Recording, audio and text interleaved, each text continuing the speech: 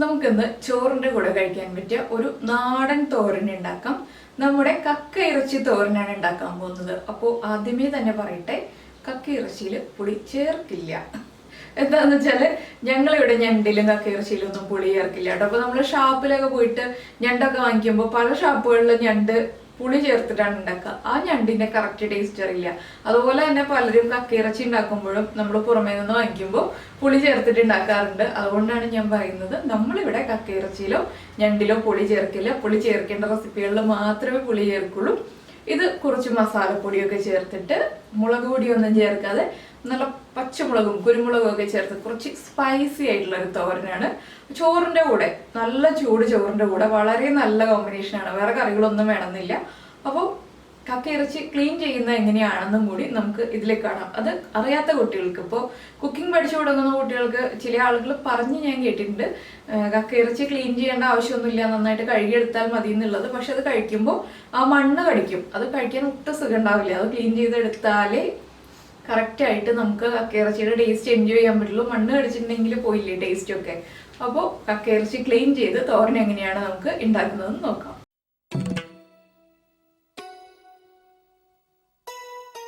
അപ്പോൾ ഇതാ നമ്മുടെ കക്കയിറച്ചി ശരിയാക്കാൻ എടുത്തിട്ടുണ്ട്. ഇതിപ്പോൾ ക്ലീൻ ചെയ്യാത്ത കക്കയിറച്ചിയാണ് കേട്ടോ. ക്ലീൻ ചെയ്യാത്തതെന്ന് വെച്ചിട്ടുണ്ടെങ്കിൽ കക്കയിറച്ചിയുടെ ഉള്ളിലുള്ള ആ മണ്ണൊക്കെ ഉണ്ടല്ലോ, അത് മാറ്റാതെയാണ്. അപ്പോൾ ഇത് നമ്മൾ ആദ്യം ക്ലീൻ ചെയ്തെടുത്തിട്ട് നമുക്ക് ചൂടുവെള്ളത്തിൽ ഒരു അരമണിക്കൂർ ഒന്ന് സോക്ക് ചെയ്ത് വെച്ചിട്ട്, മഞ്ഞൾപ്പൊടിയും ചേർത്ത് സോക്ക് ചെയ്ത് വെച്ചിട്ട് വാഷ് ചെയ്തെടുക്കാം കേട്ടോ. ഞാൻ അങ്ങനെയാണ് ചെയ്യാറുള്ളത്. അപ്പോൾ ഇതുണ്ടോ, കക്കയിറച്ചി കാണുമ്പോൾ തന്നെ നിങ്ങൾക്കറിയാം. ഇതുപോലെ നോക്കിയിട്ടുണ്ടെങ്കിൽ ഈ ഒരു സൈഡിൽ മാത്രം കുറച്ച് ഡാർക്ക് ബ്ലാക്ക് കളർ ഉണ്ടാവും. ഇത് നമ്മൾ പതുക്കൊന്ന് പ്രസ് ചെയ്യുക. പ്രസ് ചെയ്യുമ്പോൾ ഈ ബ്ലാക്ക് കളർ ഇങ്ങനെ പുറത്തേക്ക് വരും. അതെടുത്ത് മാറ്റുക. ഇതാണ് ഈ മണ്ണൊക്കെ ഉള്ളത്. അപ്പോൾ ഇത് മാറ്റിയില്ല എന്നുണ്ടെങ്കിൽ നമ്മൾ കക്കയിറച്ചി കഴിക്കുമ്പോൾ ആ മണ്ണിൻ്റെ ഇതായിരിക്കും വരിക, മണ്ണ് കടിക്കും. അതുകൊണ്ടാണ് ഞാൻ കക്കയിറച്ചി ക്ലീൻ ചെയ്യുന്നത് കാണിച്ചു തരാം എന്ന് പറഞ്ഞത്. കുറേ ആളുകൾക്ക് അറിയില്ല. ചില ആളുകൾ പറയാറുണ്ട് നന്നായിട്ട് കഴുകിയെടുത്താൽ മതിയെന്ന്. അത് എനിക്ക് അത്ര സാറ്റിസ്ഫൈഡ് അല്ല എന്ന് ഞാൻ പറഞ്ഞല്ലോ.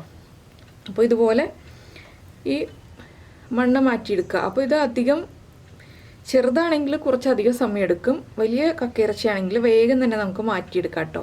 അപ്പോൾ ഇതുപോലെ എല്ലാ കക്കയിറച്ചിയും ഞാൻ ക്ലീൻ ചെയ്തെടുക്കട്ടെ. ഇത് ഫുള്ള് ക്ലീൻ ചെയ്തിട്ട് ഇതിൻ്റെ ഹാഫാണ് നമ്മളിപ്പോൾ കറി ഉണ്ടാക്കാൻ പോകുന്നത്. നമുക്ക് ഹാഫ് മതി തോരൻ ഉണ്ടാക്കാൻ.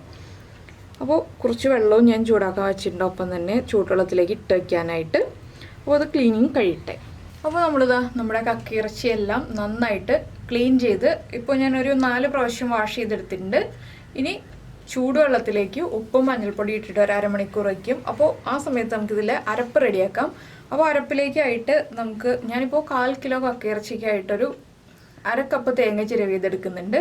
അതുപോലെ തന്നെ വേപ്പില വേണം. പിന്നെ നിങ്ങൾക്ക് വെളുത്തുള്ളി ചേർക്കാൻ താല്പര്യമുണ്ടെങ്കിൽ ഒരു 3 അല്ലി വെളുത്തുള്ളി വരെ ചേർക്കാം. ഞാൻ വെളുത്തുള്ളി ചേർക്കാറില്ല.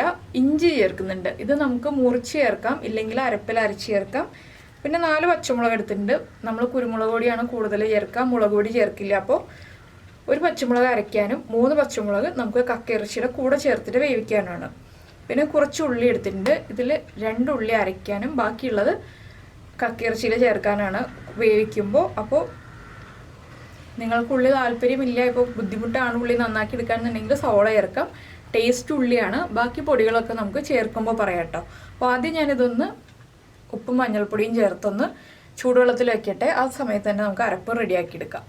അപ്പോൾ നമുക്ക് നമ്മുടെ അരപ്പിലേക്കായിട്ട് ഞാനിപ്പോൾ ഇതാ ഇഞ്ചി ഇങ്ങനെ മുറിച്ചെടുത്തിട്ടുണ്ട്. എന്താണെന്ന് വെച്ചാൽ നമ്മൾ മിക്സിയിലൊന്ന് കറക്കിയെടുക്കുകയാണ് ആദ്യം ഇഞ്ചി.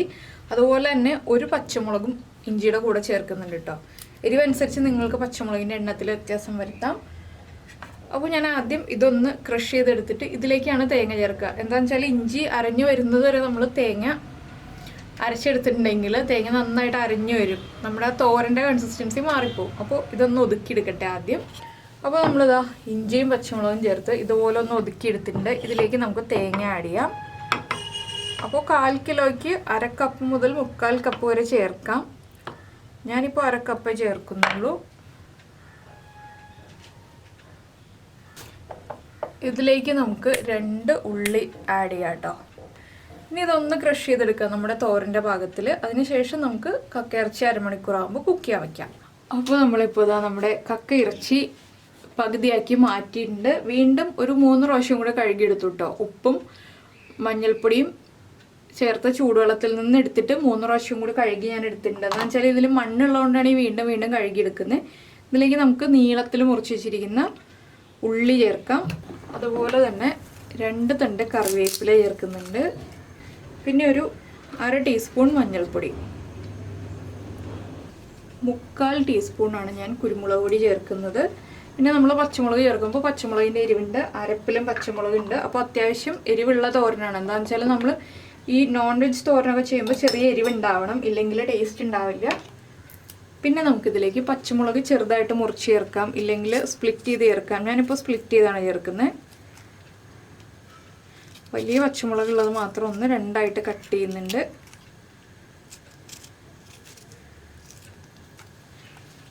പിന്നെ നമ്മുടെ കക്കയിറച്ചിക്ക് ആവശ്യമായിട്ടുള്ള ഉപ്പും കൂടി ചേർക്കുക. അപ്പോൾ നമുക്ക് തേങ്ങ ചേർത്തിട്ട് ഉപ്പ് വീണ്ടും ചെക്ക് ചെയ്യാം. ഇതിനി എല്ലാം ചേർത്തൊന്ന് ഇളക്കി കൊടുക്കുക. ലോ ഫ്ലെയിമിൽ വെച്ചിട്ട് കുക്ക് ചെയ്യുക. എന്താണെന്ന് വെച്ചിട്ടുണ്ടെങ്കിൽ കക്കയിറച്ചി ഹാഫ് കുക്കാണ്. ഓൾറെഡി നമ്മൾ വാങ്ങിക്കുമ്പോൾ തന്നെ ഹാഫ് കുക്കായിട്ടാണ് കിട്ടുക.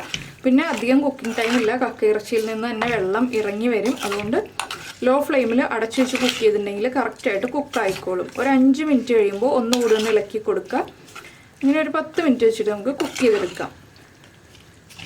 അപ്പോൾ ഇതിവിടെ ഇരുന്ന് കുക്കാവട്ടെ. അപ്പോൾ നമ്മൾ കക്കയിറച്ചി കുക്ക് ചെയ്യാൻ വെച്ചിട്ട് ഒരു 10 മിനിറ്റ് ആയത് കണ്ടോ, വെള്ളമൊക്കെ ഇറങ്ങി വന്ന് കക്കയിറച്ചി കുക്കായിട്ടുണ്ട്. അപ്പോൾ ഇത് 1/4 കിലോയേ ഉള്ളൂ എന്ന് ഞാൻ പറഞ്ഞില്ലേ. പിന്നെയുള്ള 1/4 കിലോ എന്താ ചെയ്തതെന്ന് വെച്ചിട്ടുണ്ടെങ്കിൽ നമ്മുടെ കക്കയിറച്ചി ഫ്രൈ ചെയ്യില്ലേ, അതിനേക്കായിട്ടാണ് ഞാനിപ്പോൾ ബാക്കിയുള്ള 1/4 കിലോ എടുത്ത് വെച്ചത്. അപ്പോൾ നമ്മൾ നേരത്തെ ഇതിൻ്റെ വീഡിയോ ചെയ്തിട്ടുണ്ട്. അപ്പോൾ ഈ കക്കയിറച്ചിയിലും പച്ചമുളകും കുരുമുളക് പൊടിയും ഉപ്പും എല്ലാം ചേർത്ത് വേവിക്കാൻ വെച്ചിട്ട് ഇതിലേക്ക് ഞാനൊരു സവോളയാണ് ചേർക്കുന്നത്. പിന്നെ കുറച്ച് വെളിച്ചെണ്ണ ഒഴിച്ച് ഒന്ന് കുക്ക് ചെയ്തെടുക്കും. ഇതിലും തക്കാളിയോ ഒന്നും ചേർക്കില്ല കേട്ടോ. അപ്പോൾ അങ്ങനെയാണ് ഈ പകുതി ചെയ്യുന്നത്. അപ്പോൾ നമ്മൾ തേങ്ങാക്കൊത്തൊക്കെ ചേർത്ത് ഫ്രൈ ചെയ്ത റെസിപ്പി നേരത്തെ ചെയ്തിട്ടുണ്ട് കക്കയിറച്ചിയുടെ. ഇതാകുമ്പോൾ ഒരേ ഇൻഗ്രീഡിയൻസ് ഉപയോഗിച്ച് നമുക്ക് 2 കറികൾ ഉണ്ടാക്കാം. അതാണ് ഇതിൻ്റെ ഗുണം. അപ്പോൾ നമുക്ക് നമ്മുടെ കക്കയിറച്ചിയുടെ അരപ്പ് ചേർക്കാം. ഇനി നമ്മൾ നേരത്തെ ഒതുക്കി വെച്ച തേങ്ങ ഉണ്ടല്ലോ, തേങ്ങയും പച്ചമുളകും ഇഞ്ചിയും എല്ലാം ചേർന്ന മിക്സ്, അത് നമുക്ക് ഈ കക്കയിറച്ചിയുടെ നടുഭാഗത്തേക്ക് ഒന്ന് വെച്ച് കൊടുക്കാം. ചെറിയൊരു നനവുണ്ട് കക്കയിറച്ചിക്ക്. കുറച്ച് കഴിയുമ്പോൾ ഒന്ന് ഡ്രൈ ആയി വന്നോളും. പിന്നെ എൻ്റെ അടുത്ത് പലരും ചോദിക്കാറുണ്ട് ഈ മിക്സി ഏതാണെന്നുള്ളത്. ഞാൻ യൂസ് ചെയ്യുന്നത് ബട്ടർഫ്ലൈയുടെ ഡിസയർ എന്ന് പറഞ്ഞിട്ടുള്ള ബ്രാൻഡിൻ്റെ മിക്സിയാണ്. ഇത് കുറേ വർഷം മുന്നേ ഉള്ളതാണ്, പുതിയതായിട്ട് ഇറങ്ങിയ മോഡലൊന്നല്ല. അപ്പോൾ ഇതിലേക്ക് ഞാനിനി ഒരു 1/4 ടീസ്പൂൺ പെരിഞ്ജീരകവും കൂടി ചേർക്കുന്നുണ്ട്. പെരിഞ്ജീരകം പൊടിച്ചതാണ്. എന്താണെന്ന് വെച്ചാൽ നമ്മൾ നോൺ വെജ് റെസിപ്പീസ് ചെയ്യുമ്പോൾ ആ പെരിഞ്ജീരകത്തിൻ്റെ ടേസ്റ്റാണ് നല്ലത് കൂടുതൽ, നമ്മുടെ സാധാരണ നല്ല ജീരകം ചേർക്കുന്നതിനേക്കാൾ. അപ്പോൾ 1/4 ടീസ്പൂൺ മുതൽ 1/2 ടീസ്പൂൺ വരെ ചേർക്കാം. ഞാനിപ്പോൾ 1/4 ടീസ്പൂണേ ചേർക്കുന്നുള്ളൂ, ചെറിയ ക്വാണ്ടിറ്റി അല്ലേ ഉള്ളൂ. അപ്പോൾ ഇതെല്ലാം ചേർത്ത് നമുക്ക് വീണ്ടും അടച്ചു വയ്ക്കാം. ഇടയ്ക്കൊന്ന് ഇളക്കി കൊടുക്കണം, എങ്കിലേ എല്ലാ ഭാഗത്തേക്കും തേങ്ങയൊക്കെ കറക്റ്റായിട്ട് മിക്സ് ആവുള്ളൂ, കുക്കാവുള്ളൂ. ഇപ്പോൾ ഇങ്ങനെ ഇരിക്കട്ടെ. 1 മിനിറ്റ് കഴിഞ്ഞിട്ട് നമുക്ക് ഒന്ന് ആവി കയറി കഴിഞ്ഞിട്ട് ഒന്നുകൂടി ഒന്ന് ഇളക്കി കൊടുക്കാം.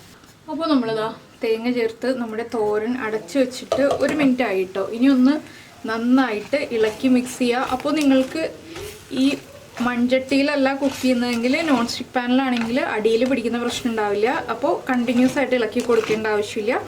ഞാനിപ്പോൾ മൺചട്ടിയിൽ കുക്ക് ചെയ്യുന്നതുകൊണ്ട് കക്കയിറച്ചി ചട്ടിയിൽ പതുക്കെ ഒന്ന് പിടിച്ചു വരും. അപ്പോൾ ഞാനിങ്ങനെ കണ്ടിന്യൂസ് ആയിട്ട് ഇളക്കി കൊടുക്കും.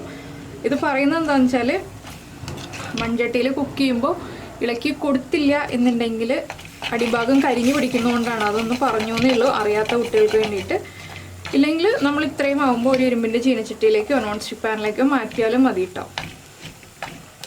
അപ്പോൾ ഇനി 2-3 പാത്രം കഴുകണ്ടല്ലോ എന്നുള്ള എളുപ്പ വഴിയിലാണ് ഞാനിങ്ങനെ ഈ ചട്ടിയിൽ തന്നെ വെച്ചിട്ടൊന്ന് ഇളക്കി കൊടുത്താൽ മതിയല്ലോ എന്ന് വിചാരിച്ചിട്ട് ജോലികൾ തീർക്കുന്നത്. പിന്നെ ഈ തോരന് മഞ്ഞ കളർ കുറവാണ്, അപ്പോൾ ഞാൻ കുറച്ചുകൂടി ഒന്ന് മഞ്ഞൾപ്പൊടി ചേർക്കുന്നുണ്ട് കേട്ടോ. നമ്മൾ അരപ്പിൽ മഞ്ഞൾപ്പൊടി ചേർത്തിട്ടുണ്ടായില്ലല്ലോ.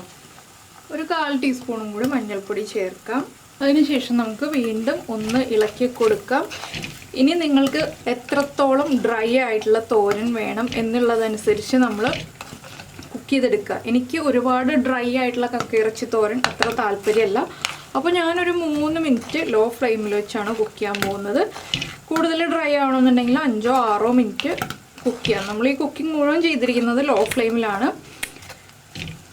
പിന്നെ ഇതിലേക്ക് താല്പര്യമുണ്ടെങ്കിൽ വറവ് ചേർക്കാം. ഞാനിപ്പോൾ ജസ്റ്റ് കടുകും കറിവേപ്പിലയും മാത്രം ചേർക്കുന്നുണ്ട്. എന്താണെന്ന് വെച്ചാൽ ഉള്ളിയൊക്കെ നമ്മൾ ആവശ്യത്തിന് ചേർത്തിട്ടുണ്ട്. അതുകൊണ്ട് ജസ്റ്റ് ഒരു ഭംഗിക്ക് വേണ്ടി മാത്രം കുറച്ച് കടുക് ആഡ് ചെയ്യുന്നുണ്ട്. 2 വറ്റൽമുളക്. നമുക്കിനി ഇതിൻ്റെ ഉപ്പും എരിവൊക്കെ ഒന്ന് നോക്കാം. ഉപ്പ് എരിവൊക്കെ കുറവാണെങ്കിൽ നമുക്ക് ഏത് സ്റ്റേജിൽ വേണമെങ്കിലും ആഡ് ചെയ്യാം. കൂടിപ്പോയിട്ടുണ്ടെങ്കിൽ കുറയ്ക്കാനാണ് ബുദ്ധിമുട്ട്. ഇത്രയും മതി, ഇത്രയും ആക്കുന്നുള്ളൂ ഞാനിപ്പോൾ. ഇനി ഫ്ലെയിം ഓഫ് ചെയ്യാണ്. അപ്പോൾ നിങ്ങൾ വറവ് ചേർക്കുന്നില്ല എന്നുണ്ടെങ്കിൽ 1 ടീസ്പൂൺ മുതൽ 1.5 ടീസ്പൂൺ വരെ പച്ച വെളിച്ചെണ്ണ ഇതിൻ്റെ മുകളിലേക്ക് ഒഴിച്ചു കൊടുക്കുക. അങ്ങനെ ചെയ്യുമ്പോൾ ഒരു പ്രത്യേക ടേസ്റ്റാണ്. ആ വെളിച്ചെണ്ണയുടെ ടേസ്റ്റ് നമ്മുടെ തോരൻ്റെ ടേസ്റ്റ് കൂട്ടും. ഇല്ലയെന്നുണ്ടെങ്കിൽ വറവ് ചേർക്കാം. 2 ഓപ്ഷനും ഉണ്ട്. ഫോട്ടോയിലൊരു ഭംഗി ഉണ്ടാകാൻ വേണ്ടി മാത്രം ഞാനൊന്ന് വറവ് ചേർക്കാൻ പോവാണ്.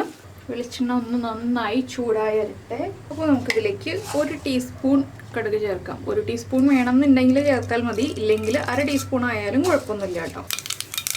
നമ്മുടെ കടുകിന്ന് അനുസരണയോടുകൂടി വേഗം പൊട്ടിത്തുടങ്ങുന്നുണ്ട്. ചില ദിവസങ്ങളിൽ കടുക് പൊട്ടാൻ ഭയങ്കര മടിയാണ്. അപ്പോൾ ഇന്ന് വലിയ കുഴപ്പമില്ല. അപ്പോൾ ഞാനിതിലേക്കൊരു 3 വറ്റൽമുളകും അതുപോലെ തന്നെ 1 തണ്ട് കറിവേപ്പിലയും ചേർക്കുന്നുണ്ട്. അധികമില്ല. ഇതൊന്ന് ഇളക്കുക. നമുക്കിത് കറിയിലേക്ക് ആഡ് ചെയ്യാം. ഇത്രയേ ഉള്ളൂ കേട്ടോ. വറ്റൽമുളകിൻ്റെ കളറൊന്നും അധികം അങ്ങോട്ട് മാറണ്ട.